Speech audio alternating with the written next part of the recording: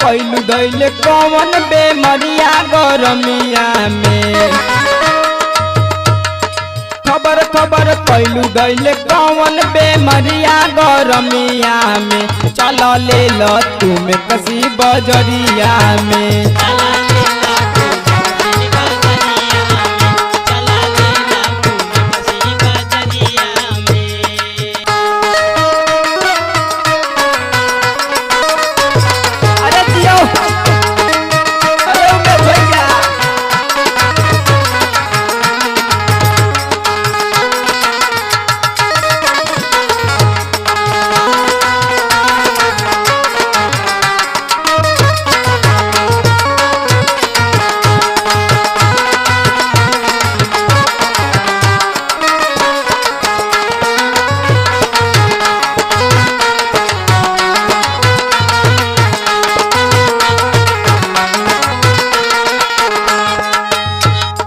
सावन भादो हो खजुहट के दिनमा।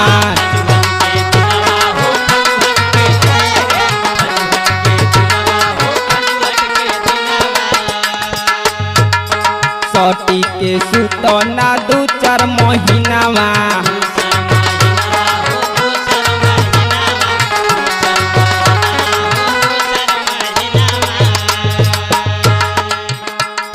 सावन भादो हो खजुहट के दिनामा।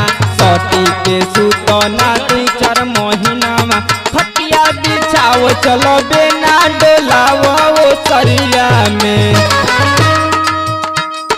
खटिया बिछाओ चलो बेना डोलाओ सरिया में। चलो ले लो तुम कसी बजरिया में।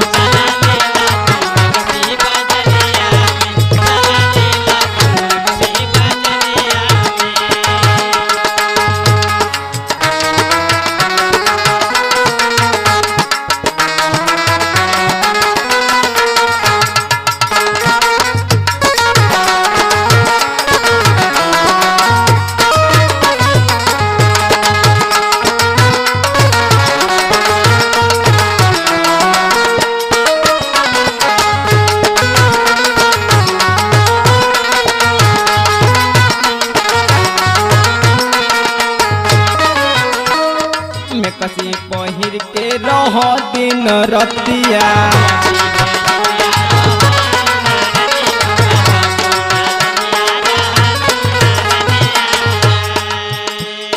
पहिरो ना साड़ी मान मोर बतिया।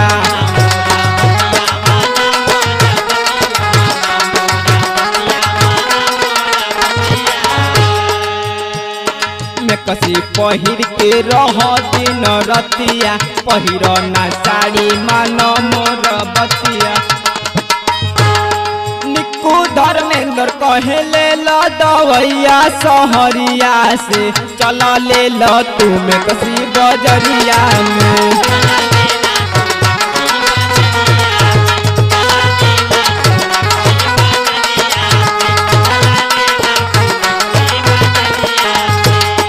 खबर खबर कैलू दैले कौन बेमरिया गरमिया में। चल ले लो तुम कसी बजरिया में।